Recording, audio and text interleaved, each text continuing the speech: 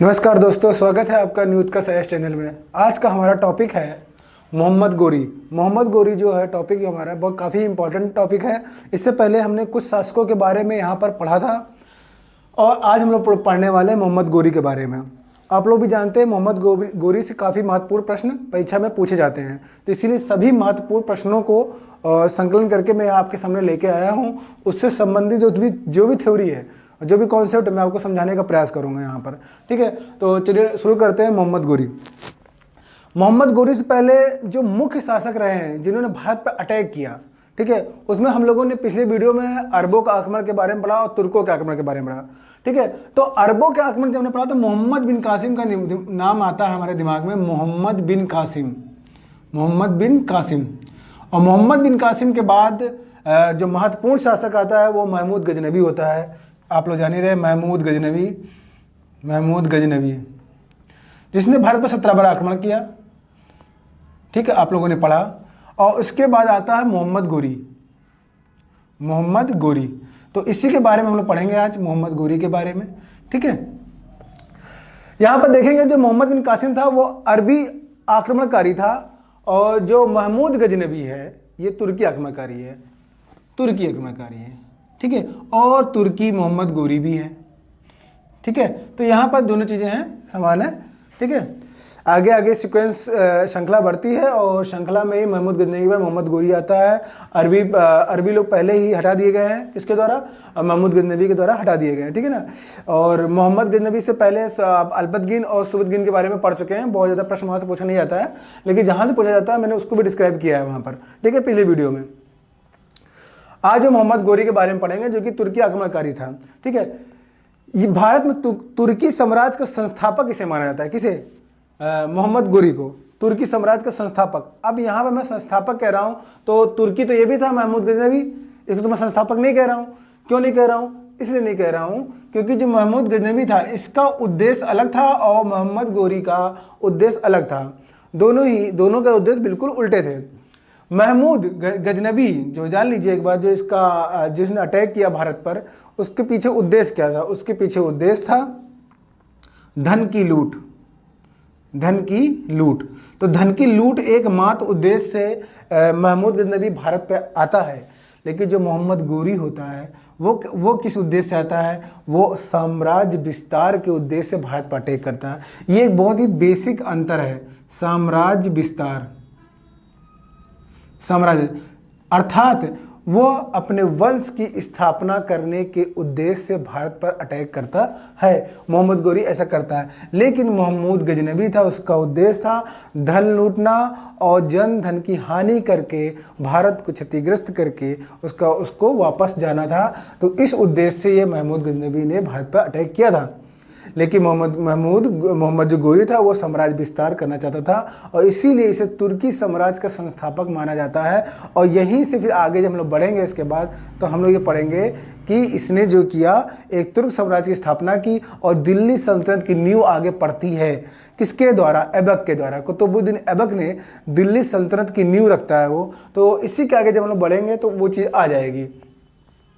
ठीक है, अब देख लेते हैं मोहम्मद गोरी तुर्की साम्राज्य के संस्थापक इस प्रकार से हो गया। तो आप जान जाएंगे ऑप्शन जब आपके सामने आएगा तो आपके सामने दोनों ही ऑप्शन रहेंगे।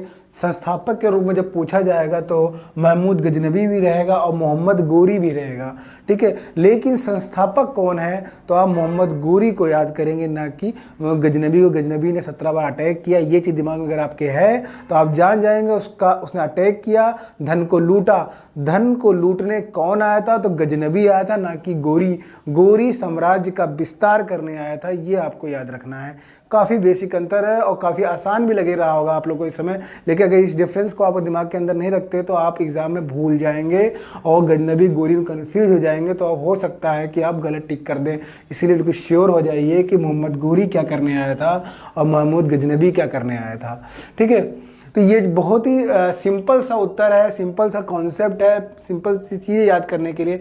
लेकिन हम एग्जाम में भूल जाते हैं क्योंकि हम इसको इग्नोर कर देते। ठीक है, हाँ इसने अटैक लूट करने आया था और इसने साम्राज्य विस्तार करना, ठीक है। लेकिन प्रश्न जब आता है तो हम इन्हीं दोनों नामों में कन्फ्यूज हो जाते हैं। ठीक है, फिर देखते हैं मोहम्मद गोरी का जो अन्य नाम था वो मोहम्मद बिन साम था। तो मोहम्मद बिन साम इसका अन्य नाम था, आगे चल के वो गजनवी के नाम मोहम्मद गोरी के नाम से फेमस हो जाता है। कौन?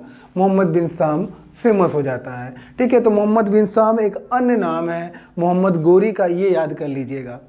अब देखते हैं जो साम्राज्य होता है इसका, जहाँ से इसकी शुरुआत मानी जाती है किसकी? गोरी की, वो क्षेत्र कौन सा था? तो उत्तर पश्चिम अफगानिस्तान इसका क्षेत्र था जहाँ से इसकी शुरुआत मानी जाती है। और इसके वंश किस वंश से संबंधित था ये आपको याद रखना पड़ेगा, ससबनी वंश से था। तो ससबनी वंश आता है परीक्षा में। तो मोहम्मद गोरी किस वंश का था? तो ससबनी वंश का था, आपको याद रखना है। अब आते हैं प्रथम आक्रमण। प्रथम आक्रमण इसने कब किया? अब प्रश्न यहाँ से आ रहा है, जरा मैं जो आपको बताना चाह रहा हूँ कि मैंने यहाँ पर प्रश्नों को, इंपॉर्टेंट प्रश्नों को जो काफ़ी महत्वपूर्ण है, ठीक है, वो है प्रथम आक्रमण किया मोहम्मद गोरी ने कब? तो 1175 में इसने अटैक किया, पहला अटैक किया इसने भारत के ऊपर। तो वो कहाँ पे किया? मुल्तान। कहाँ पे किया? मुल्तान में किया। ये बोलन दर्रे से प्रवेश करता है यहाँ पर, ठीक है, मुल्तान में। ठीक है, तो प्रथम आक्रमण किया मुल्तान। शासन उस समय किसका था वहाँ पर मुल्तान में, जिसके विरुद्ध इसने अटैक किया? तो वो थे करमाथी जाति के लोगों का शासन था वहाँ पर। करमाथी जाति के लोग वहाँ रहते थे। वहाँ पर पहला अटैक करता है गोरी पहला अटैक करता है मुल्तान में। और मुल्तान में उसमें कौन लोग रहते थे, कौन लोग शासन करते थे वहाँ पर? तो करमाथी जाति के लोग शासन करते थे। ये परीक्षा का प्रश्न है। ठीक है, मोहम्मद गोरी के संदर्भ में ये परीक्षा का प्रश्न है। उसके बाद फिर 1178 में गुजरात पर आक्रमण करता है। ये चीज़ आप याद रखेंगे। वैसे इन दोनों में जो इम्पोर्टेंट है वो प्रथम अटैक है, प्रथम अटैक। और अंतिम अटैक की भी चर्चा करेंगे, अभी तुलना भी कर लेंगे उसकी। ठीक है, आप लोग बस ध्यान से सुनते रहिए, अंतिम में भी आएंगे धीरे धीरे करके, तो उसको सुनते रहिए। अगर उस पूरा वीडियो देखेंगे तो आपको बहुत अच्छा लगेगा, आपके चीज़ें कॉन्सेप्ट बिल्कुल क्लियर हो जाएगा यहाँ से। ठीक है, लेकिन तो प्रथम आक्रमण 1175 में होता। प्रथम आक्रमण मोहम्मद गोरी करता है कि मुल्तान पर अटैक करता है। उस समय और कौन रहते? करमाथी जाति के लोग रहते हैं। दूसरा अटैक 1178 में करता है, गुजरात में करता है। फिर अब देखते हैं, जब गुजरात पर अटैक करता है, यहाँ पर ध्यान देते हैं। अब गुजरात अटैक कर लिया, लेकिन जब यहाँ पर हम यहाँ पढ़ रहे हैं कि अब जब वो भारत में प्रवेश कर जाता है, ठीक है, उसने गुजरात पर अटैक किया और मुल्तान में अटैक किया, फिर धीरे वो बढ़ता है। कहाँ बढ़ता है? कि तो कन्नौज की तरफ बढ़ता है, इटावा की तरफ बढ़ता है, दिल्ली की तरफ बढ़ता है, विभिन्न क्षेत्रों की तरफ बढ़ता है। तब उसका सामना होता है मूलराज द्वितीय से उसका सामना होता है, जो अनिल वाड़ वंश का शासक था। ठीक है, तो मूलराज द्वितीय काफ़ी इंपॉर्टेंट है। और मूलराज द्वितीय प्रथम शासक बनता है जिसने गोरी को पराजित करता है, जो गोरी को पराजित करता है। तो गोरी को पराजित करने वाला भारत का प्रथम शासक कौन था? तो मूलराज द्वितीय था। मूलराज द्वितीय से उसका सामना होता है जब वो विस्तार कर रहा होता है अपने साम्राज्य का। तो मूलराज द्वितीय किसको पराजित करता है? मोहम्मद गोरी को पराजित करता है, याद रखेंगे।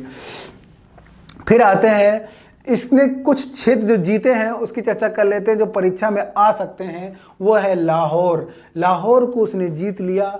भटिंडा को उसने, पंजाब पे देख लीजिए, देख रहे हैं आप लोग, यहाँ पर पंजाब पे भी अटैक करता है। ठीक है, पंजाब पे भी अटैक करता है और पेशावर को भी जीत लेता है। ये जीते गए क्षेत्रों में ये 3 क्षेत्र आपको महत्वपूर्ण रूप से याद करने। बाकी तो गुजरात है, ये मुल्तान तो है ही, आपको याद रखना है यहाँ पर। तो लाहौर, भटिंडा और पेशावर ये जीते गए क्षेत्र हैं इसके द्वारा। उसके बाद फिर अब आते हैं काफ़ी महत्वपूर्ण युद्ध जो मोहम्मद गोरी से जुड़े हुए हैं और कई बार परीक्षा में पूछे जा सकते हैं, बहुत ही फेमस है ये प्रश्न। ठीक है, वो है तराइन के युद्ध और चंदावर का युद्ध। तराइन के युद्ध और चंदावर का युद्ध काफ़ी महत्वपूर्ण है। तराइन का प्रथम युद्ध कब लड़ा गया? ठीक है, तो 1191 में लड़ा गया। याद करिए, 91, 92 और 94। 1191, 1192 और 1194 याद रखिएगा इन सन को। तो 1191 में तराइन का प्रथम युद्ध पृथ्वीराज चौहान और गोरी के मध्य लड़ा जाता है। काफ़ी महत्वपूर्ण है। पृथ्वीराज चौहान, तराइन का युद्ध लड़ा जाता है और गोरी के मध्य जीतता कौन है यहाँ पर? काफ़ी महत्वपूर्ण है। तो पृथ्वीराज चौहान जीत जाते हैं यहाँ पर। ठीक है, गोरी को पराजित करते हैं और गोरी भाग जाता है। ठीक है, और 1192 में फिर युद्ध होता है, 1 साल बाद फिर युद्ध होता है, तराइन का द्वितीय युद्ध, जो कि पृथ्वीराज चौहान और गोरी के मध्य दोबारा लड़ा जाता है। मगर यहाँ पर फिर दोबारा जीत होती है गोरी की और पृथ्वीराज चौहान मारे जाते हैं यहाँ पर। उसके बाद देखते हैं 1194 में एक युद्ध और लड़ा जाता है गोरी और जयचंद के बीच में। जयचंद्र के बीच में लड़ा जाता है चंदावर के युद्ध जिसे कहते हैं, चंदावर। जयचंद उस समय कन्नौज का शासक था और कन्नौज और इटावा के मध्य जो यमुना नदी बहती उसी के पास का क्षेत्र है चंदावर, वहीं पे ये युद्ध लड़ा गया था। तो जयचंद्र और गोरी, जीतता कौन है यहाँ पे ये याद रखना है, तो जीतता गोरी है। गोरी यहाँ पर जयचंद्र को पराजित कर देता है।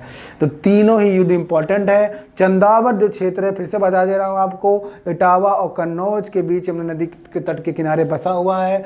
और तराइन का जो क्षेत्र ये कहाँ पर है, ये काफ़ी महत्वपूर्ण है। यह हरियाणा के करनाल, हरियाणा जो आपका राज स्टेट है, जो उसके जो करनाल जिला है, वहाँ पर सरस्वती नदी उसके तट के किनारे बसा हुआ तराइन क्षेत्र है।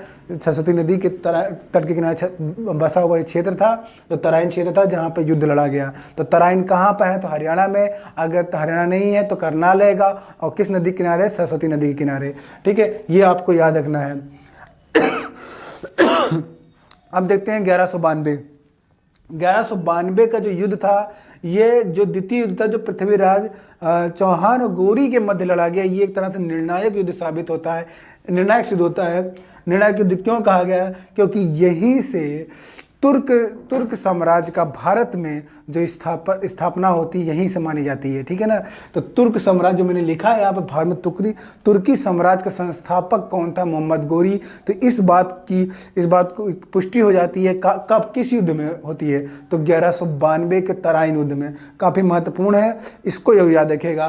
तो क्वेश्चन आता है कि तराइन का युद्ध, प्रथम युद्ध, द्वितीय युद्ध, चंदावर युद्ध और एक कोई युद्ध दे देगा, इनमें से कोई नहीं। कौन सा ऐसा युद्ध है जो कि तुर्की साम्राज्य की स्थापना कर देता है, या जिसे निर्णायक युद्ध के रूप में जाना जाता है, तो तराइन का द्वितीय युद्ध, जिसमें गोरी क्या कर देता है, पृथ्वीराज चौहान को पराजित कर देता है, जो कि 1192 में लड़ा गया।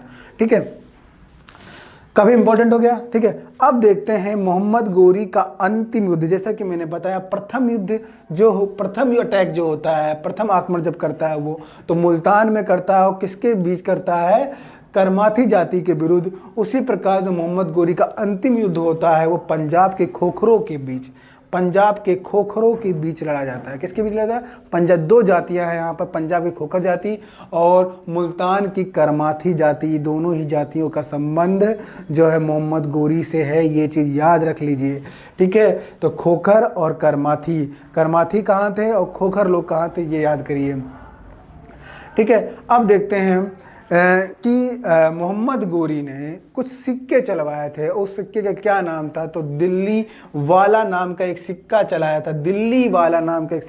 था। और जो भी सिक्के इसने चलवाए हैं उसमें लक्ष्मी और नंदी के आकृति का अंकन किया है। किसके, ये क्वेश्चन काफ़ी इंपॉर्टेंट। लक्ष्मी और नंदी के चित्र का अंकन किस शासक ने अपने सिक्कों पर किया है, तो मोहम्मद गोरी ने किया है। किसने किया है, मोहम्मद गोरी ने। ठीक है, तो ये हम यहाँ देख पा रहे हैं। अब यहाँ पर एक चीज़ हम लोग यहाँ देखते हैं, इम्पोर्टेंट है कि मोहम्मद गोरी आता है, अपने साथ बख्तियार खिलजी को लेके आता है और ऐबक को लेके आता है। ठीक है, और हम यहीं से देखते हैं कि दिल्ली जो है, दिल्ली देख लेते हैं, दिल्ली की हम चर्चा यहाँ थोड़ी सी कर लें। दिल्ली राजधानी बनती रहती है कंटिन्यू, सल्तनत काल के समय और सल्तनत काल के बाद भी दिल्ली एक मुख्य केंद्र के रूप में उभर के सामने आता है, राजधानी के रूप में। ठीक है, तो दिल्ली का हल्का से देख लेते हैं।